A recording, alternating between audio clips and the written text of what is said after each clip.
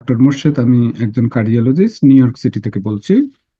আজকে আমি গরম পানি ব্যবহারে আমাদের কতটুকু ত্বক বা চুলের ক্ষতি হতে পারে কিংবা আমাদের জন্য আদৌ কি ভালো কিনা সেটি নিয়ে আলাপ করব। আহ শীতে গরম পানিতে গোসলের অভ্যাস অনেকেরই রয়েছে। আবহাওয়া ঠান্ডা থাকার কারণে বেশ কিছুক্ষণ ধরে গরম পানিতে গোসল করলে বেশ নিজেকে চাঙ্গা লাগে। কিন্তু আপনি যত বেশি সময় ধরে গরম পানিতে গোসল করবেন, ততই ক্ষতি হবে আপনার ত্বকের। তাই শীতকালে গরম পানিতে গোসল করলেও দীর্ঘক্ষণ ধরে গোসল করবেন না। আর একটু ওয়ার্ম, লুক ওয়ার্ম টাইপের গরম পানিতে গোসল করার চেষ্টা করুন। পানির যে ঠান্ডা ভাব কাটিয়ে নেওয়ার পর আর বেশি গরম করার দরকার নেই, কারণ বেশি গরম পানি দিয়ে গোসল করলে আপনার ত্বকের পাশাপাশি ক্ষতি হবে চুলেরও। অতএব সতর্ক থাকা জরুরি। তো তাহলে অতিরিক্ত গরম পানিতে অনেকক্ষণ ধরে গোসল করলে কিভাবে ক্ষতি হবে ত্বকের? মূলত পানি যত গরম হবে, আপনার ত্বকের যে ন্যাচারাল যে ময়শ্চারাইজড বা আর্দ্রতা ভাব যে থাকে, সেটা কিন্তু কমবে। এর পাশাপাশি আমাদের ত্বকে যে ন্যাচারাল অয়েল যে পরিমাণে থাকে, তাও কমবে এই গরম পানির সংস্পর্শে এসে। আর এই ত্বকের স্বাভাবিক আর্দ্রতা এবং তৈলাক্ত ভাব ক্রমশ কমতে থাকলে শীতের দিনে কিন্তু আপনার ত্বক অনেক ড্রাই হওয়ার সম্ভাবনা বেশি থাকে। তো বেশি গরম পানি দিয়ে গোসল করলে কি ক্ষতি হতে পারে চুলেরও? হ্যাঁ, পানি যত বেশি গরম হবে, তা চুলের জন্য ততই ক্ষতিকর। গরম পানির প্রভাবে চুলের গোড়া একটু কমজোর হয়ে পড়ে। তার ফলে বাড়তে পারে চুল পড়ার সমস্যা। এখানেই শেষ নয়, চুল অতিরিক্ত শুষ্ক হয়ে যাওয়ার প্রবণতাও দেখা যায়। এবং এর পাশাপাশি চুলের যে রুট আছে সেটি কিংবা চুলের আগা ফাটারও সমস্যা দেখা দিতে পারে। চুল এতটাই রুক্ষ হয়ে যায় যে লালচে রঙও ধারণ করতে পারে। শুধু তাই নয়, চুলের সমস্ত যে জেল্লা আছে সেটি হারিয়ে যায়। চুলের গঠনও নষ্ট হয়।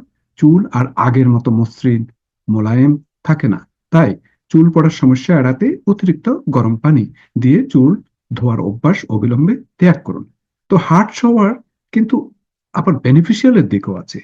কারণ এটিতে যখন আপনি, বিশেষ করে শীতকালে যখন আপনি গোসল করেন, তখন এটি সার্কুলেশন ভালো হয়ে থাকে, কারণ ব্লাড ভেসেল গুলোকে অনেক রিল্যাক্স করে ফেলে, যার ফলে ব্লাডটা সার্কুলেশন হয়ে থাকে। আর যাদের মাংসপেশিতে একটু ব্যথা বেদনা অনুভব করে থাকেন, আহ, যে টেন্সের জন্য, সেটি কিন্তু রিল্যাক্স করে থাকে।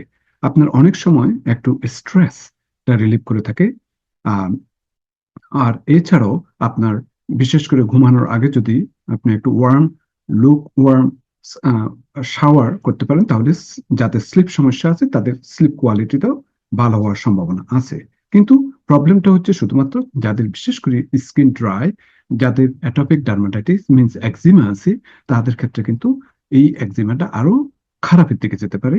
তাদের আরো ত্বক যেহেতু আরো শুষ্ক হয়ে যায়, তাদের ইচিনেসটা, তাদের চুলকানিটা অনেক বেড়ে যায়।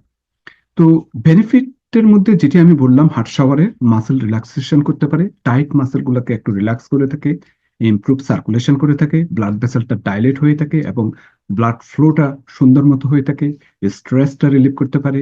তারপর অনেক সময় আপনার স্কিন ক্লিনজিংটা ভালো হয়ে থাকে, বিশেষ করে রিমুভ ডার্ট এবং ইম্পিউরিটিস ফ্রম দ্য স্কিন। তারপর অনেক সময় যে স্টিমটা হার্ট শাওয়ার থেকে নেওয়া হয়ে থাকে, সেটি যাদের বিশেষ করে অ্যাজমা আছে তা কিংবা যাদের সাইনাস কনজেশন আছে, এবং এই মিউকাস গুলোকে আপনার একটু লুজ করার ব্যাপারে সহায়তা করে থাকে, এবং এদের নেসাল কনজেশন বলেন কিংবা অ্যাজমা যদি এক্সাসারবেট হয়ে থাকে, এগুলি এই যে হার্ট শাওয়ারের ভেপার স্টিম থেকে অনেক উপকার পাওয়া যায়। তো আজকে এতটুকু। তো সুতরাং যতটুকু সম্ভব দরকার শাওয়ার করার সময় ততটুকু ওয়ার্ম শাওয়ার প্রয়োজন হলে করবেন, না হলে একদম অতিরিক্ত বেশি গরম পানি দিয়ে শাওয়ার করবেন না। Thank you.